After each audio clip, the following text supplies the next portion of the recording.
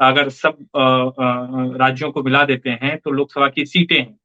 ज़ाहिर तौर पर ये जो सीटें हैं, इन तमाम जो राज्यों का मैंने अभी आपको नाम बताया, इन राज्यों में भारतीय जनता पार्टी की सरकार वर्तमान में नहीं है।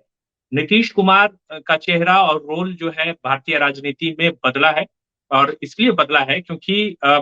जिस तरीके से वो दिल्ली जाते हैं और दिल्ली में बैक टू बैक वो तमाम विपक्ष के सभी बड़े नेताओं से मिलने की कोशिश करते हैं और मिलते भी हैं और मिलने के बाद एक सूत्र में बाँधने की कोशिश वो करते हैं। अगर पिछले आज ही की अगर मैं बात करूँ तो आज शिवानंद तिवारी जो कि आरजेडी के वरिष्ठ नेता हैं, उन्होंने एक सभा में नीतीश कुमार से बातचीत के दौरान कहा कि 2024 में नीतीश जी जो हैं, बागडोर तेजस्वी को सौंप देंगे और उसके बाद फिर वो आगे निकलेंगे। नीतीश कुमार एक तरह से वो तैयारी कर रहे हैं कि राष्ट्रीय राजनीति में उनकी भूमिका बन सकती है और जिस तरीके से उन्होंने रिएक्ट किया है अभी पिछले 1 से डेढ़ महीने के दौरान, उससे ये लग भी रहा है कि जो विपक्ष के कई नेता हैं, वो जो है नीतीश कुमार को लेकर गंभीर भी हैं। जिस तरीके से केसीआर पटना पहुँचते हैं और संयुक्त प्रेस कॉन्फ्रेंस होता है, उस प्रेस कॉन्फ्रेंस के दौरान पत्रकारों के सवाल के दौरान जो वाकया हुआ उसे सबने देखा या फिर जिस तरीके से वो शरद पवार से मिलते हैं या सोनिया गांधी से मिलते हैं, तो नीतीश कुमार तो अभी एक तरह से कहें तो मायावती से बहुत आगे अपने आप को प्रोजेक्ट करने की कोशिश कर रहे हैं। और अगर आप पिछले 5 सालों की बात करें तो उत्तर प्रदेश की राजनीति में मायावती की भूमिका उस तरह की नहीं रही जैसी कि पहले कभी हुआ करती थी। भले ही वोट बैंक जो है उनका उसमें एक तरह से कमी आई हो या फिर जो उनकी भूमिका रही हो उसमें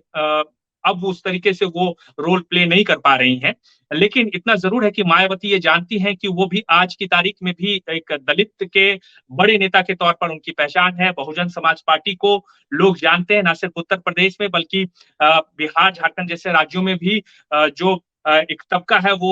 मायावती को लेकर सॉफ्ट कॉर्नर रखता है। अब ये देखना होगा कि मायावती अकेले तो नहीं कर पाएँगी और उनके लिए अखिलेश ही एक बड़ा सहारा हो सकते हैं और अखिलेश के साथ वो आगे की तरफ बढ़ सकते हैं। लेकिन नीतीश कुमार ने पूरी तैयारी कर ली है और नीतीश कुमार आने वाले समय में अपने पत्ते खोलेंगे, कई पत्ते खोलेंगे ये भी तय है और उन्हें लग रहा है कि जो माहौल है, इस माहौल में अभी वो समय है कि अगर वो इन राज्यों के भीतर कुछ करिश्मा दिखा लेते हैं, चाहे वो बिहार की बात कर ले, झारखंड की बात कर ले, बंगाल की बात कर ले, छत्तीसगढ़ और उड़ीसा की बात कर ले। इनफैक्ट उत्तर प्रदेश में भी जो पूर्वांचल का इलाका है, वहाँ प्रभाव है बिहार की पॉलिटिक्स का हमेशा से रहा है, चाहे वो गाजीपुर हो,